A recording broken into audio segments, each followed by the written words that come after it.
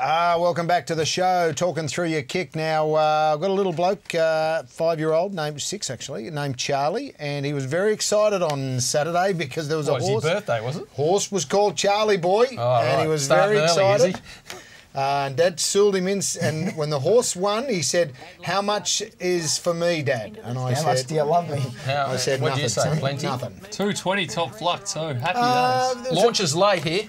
Bit of action early, but this was a horse that looks like he's got plenty of ability. Yeah, certainly does. He didn't know a lot about what was going on early, and you can see him still racing a little bit about here. But Windjammer's not a bad horse, the one in front, and it gave a good kick. And then here goes Charlie Boy. Once he saw the bunny, he really let down. And he opened 240, I think, on the Wednesday, and was 240 to 195, 180 sort of on the day, like a real good go pre-post. Then he got back out because the support came for Windjammer on track. So I think this might be not a bad form race going forward. Good form race. Not going to millions though. No, 235 to 190. One bet at 20 at 215. So they climbed in right through the week, and then you quite often see that on the day with young horses. But pretty impressive horse, but you would have been confetti at the 150 though. You didn't want a bar of it. No, exactly. Yeah. And the winner goes to. I'm not sure where it's going, but yeah, I think they're both horses to follow. I think it's probably one of the strongest 2-year-old form races we've seen, but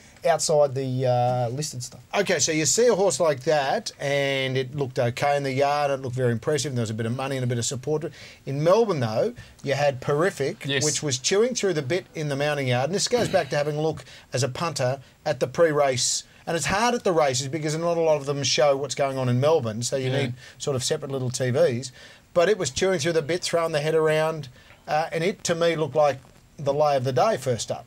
Yeah, probably, a bit theatrical, and you want to see him go to the gates a bit more composed than that. But came out and ran a good race, but obviously didn't win. So if you did lay it like you just said you would want to, you'd got the prize. Well, no, I didn't. But I'm saying that Bossy was clicked up at the top of the straight, looked like he was trekking, and then he looked around, and then before he knew it, the one in front had often gone, Michael Walker. But betting on 2-year-old races, there was a time years ago, back when we were all a bit younger, a horse 2-year-old would have 56, next week have 58. You just keep buttering up, and even when it carried 60 kilos, they head to the line. Remember in the old Masqué days and all of those great old 2-year-old days? Quinny would have been around in those days. Yeah, that would have been relevant, but that's okay. Do you chase the 2-year-olds? I don't, no. I rarely would I dive into a short quote about a 2-year-old, even a 3-year-old. What about the big punters? The big punters do. We saw with on enormous banks, Epsom Day. There was a huge go, that Gay Waterhouse horse that got rolled, but I think that was owner stimulated. No, the big punters do. When they're tied to the big stables, they will launch in pretty early, but they're playing with the big banks, so it just depends where you're coming from. But getting back to what we said, I think the flux with the young horses first or second time of the races. Flux on the day is still very important. I think favourites have a pretty good record in 2-year-old races. Except in Melbourne, because there's no exposed trial form. You can just doing the little sneaky jump outs. Wangaratta on a Thursday. Very hard to price. He was one you just put it all in as you would say. Very hard to price assess, but you still got to do it that way. Bella Spree, you would have been 6 when it was running around. He was one of my early favourites, God bless him, Kevin Sheedy. Bella Spree, how old are you? You're 26. 28. 28? Yeah, 28. There you go. It's a good guess. Wouldn't have been allowed to bet when Bella Spree was a 2-year-old. 26 according to Facebook. Anyway, moving on. Okay, one of the more funnier things across the weekend happened in Perth, and it equated to the name of a horse that got through to the keeper. You can have a listen to this, and we'll explain the humour to it after the race.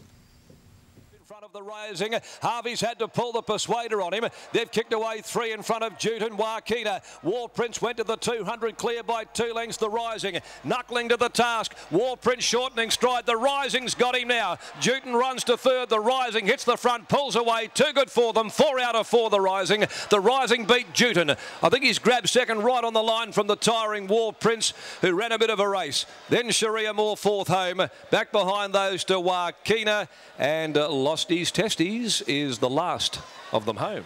Darren McCauley didn't hold back, Russ. No, he played the game. Darren McCauley talking about a horse named Lost East Estes. And if you say it quickly, you get something that reveals a gelding. How did that get through? And you wrote about it on the Sunday column, the Monday column, I beg your pardon. No, Sunday column. Sunday. based around the fact that Blackman got knocked back about an artist and all sorts of names. That's going to last about another week. Well, the problem is that comes through the system. Whoever checks off the names and they just see Lost, East, Esties.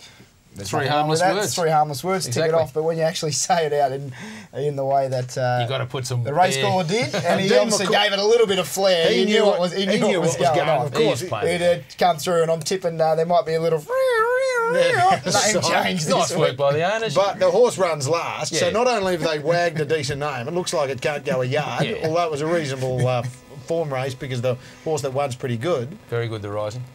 But you want to talk about backing short prices about 2-year-olds, that's the place to go, Perth. Big time, because they do picket fence over there. But no, good, well done to the owners. They got the name through and they've decided they're going to make a fan's favourite out of this horse. By now it should have its own Twitter page, a Facebook page. What are they going to call it now? You like to come across from... We lost his testes. Shh, he lost his testes. Mr. lost his... Whatever you do, put Jackie Che on it. One hung low or something. Staying in Perth because the action moves to the west. Neil, you're a big West Australian fan. Yep. This is the RJ Peters Stakes Machino. Yeah, this Machino down the outside has been up for a while. This was 1,500 metres. Had to win to get into the railway. Got to the right part of the track and finished off. I'm just worried now. This is Noski wheeling the whip. The horse, geez, he had to be punched right out to get there. Don't think it can win the railway because there's fresher horses in the race. But it's going well. Obviously, the situation about whips in the last 100 metres doesn't apply in WA, does it? No. They make it up as a He's go. had 100 goes there, J.A. Noski. Good trivia fact that he was wrote Black Caviar on debut. That's true. So $9 shot in railway betting. Hang on, in all seriousness, can they hit him as many times as they like it? I don't know. No, they got the same rules. I don't know. Lucky Grey, $3.60 favourite. Second up into the railway. Controversial winner last year. Was dominant, of course, in the Lee steer. Resuming. Luke's luck now. I think we'll probably go to the WA Guineas, which will probably gap the market a bit. Range is going to go first up for Grant Williams into the mile race. Wall Street, $8.50. There's Machino coming in at 9. Fat Al's interesting, of course. 23 into 11, boys. One punter backed it to win 100,000. Well, $23 is silly odds. Stupid odds. For one an Epsom. What weight's it got? It's way for age, isn't it? Yeah, it's probably got about, what would it have, about 56 and a half or something. But that was, you had Faulkner in the all-in market then, so they climbed in 23.17, but right into 11 now, so that's a big, and even Yosei 19 into 16. It's a good race. Position, tempo will be everything, but I wouldn't rule out the back markers. But I think Lucky Grey's going to be super hard to beat fresh. Yeah, but you want the $3. You don't want the 6-4 that'll be if this thing comes out. I want to be on the Eastern Status. No, that's I think they've got a bit... Like, do you? Well, I know they're going across and they've sort of a bit battle weary. No, they've been there since Tuesday. I know that, but they've had campaigns in Sydney, Sydney or Melbourne right through. I think Yosei was big odds if she goes across there. If she gets a look at him late, Wall Street's run in the Emirates was fantastic, and I think Fat Al looks good. Just speaking of Yosei in a roundabout way, how was the Michelle Painry, the national anthem thing on the...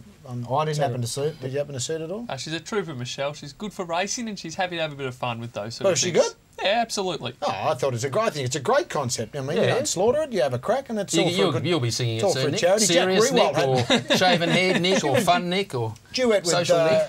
Gentleman Jack Rewalt, wasn't He's a superstar too, Jack Rewalt. God bless him. Got the Coleman medal up for the punters who backed him at the start of the season. Everyone loves everyone in Victoria. 2012 Winterbottom Stakes, part of the Super Saturday Part 6, because everyone has a Super Saturday. This is going to be a cracker, this one. You've got the Flying WA horses. Barracuda, we've written some big bets, 250 into 225. It's 10 from 10. This is the big test. Travanator, 460 out to 5. It's one put 4 together. It's flying. Halliwell Bell in half a point. Form from the east is very good.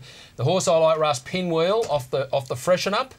8 into 7. Hope it draws out a little bit so it can come down the middle. Where are you going in the Winterbottom? I'd be looking towards Pinwheel there. I think Barracuda is obviously a very good horse, but 225. Halliwell Bell to me. A little bit short. It was a former West horse, wasn't it? No. It was trained by Peter Moody. He went to Gay. Beg your pardon. Ran second to Seapoil a couple of times. Went to Gay. You're thinking of Sir Halliwell and that sort of I think Halliwell Bell would be very hard to beat. Well, the Darley Camp went very close with Rarefied last year, and obviously this is races behind a good one. Yeah, behind Hortensia. So they've obviously pinpointed this race for Pinwheel, pardon the pun there, but yeah, I think it'll be very hard to beat. Good odds. Okay, and the Darley team having a reasonable crack at the WA Carnival, and here they have Academus in this race at $5 again. Yep.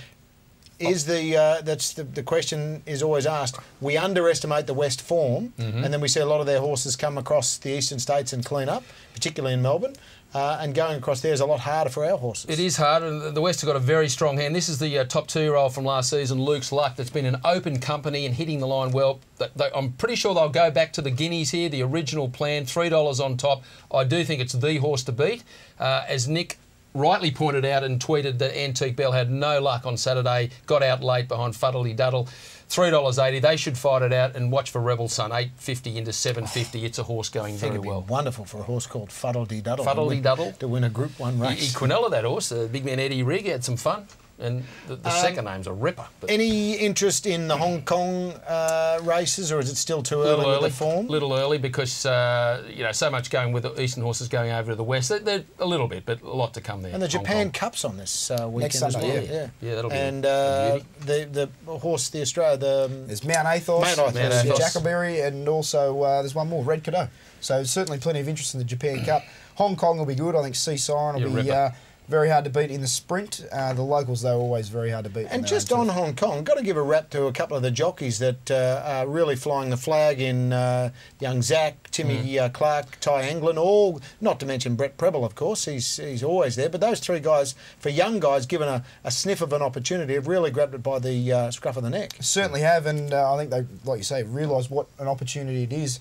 But they were terrific riders in Sydney. They've gone over there, and I think they've gone to another level, which is generally what happens when they do go to Hong Kong. One of the great days, that International Day, the 4 Group 1s. Yeah. And Dunedin, they're very confident of winning the big one there on their way back. And don't forget, old Alco Pop got the late entry to the Cup. Oh, that'll be good.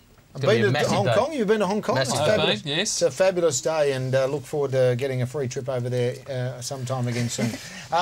Speaking of Perth, in a somewhat bizarre segue, here is our latest offering from the Grand Syndicates team.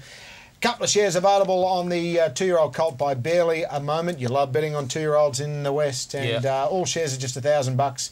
You can pull out whenever you want to, no questions asked. Now, the 2 new horses for Melbourne next week, they're both Vobus and Vobus Gold registered. So go to the website, stick your name there, and we'll get you all the details, grandsyndicates.com.au.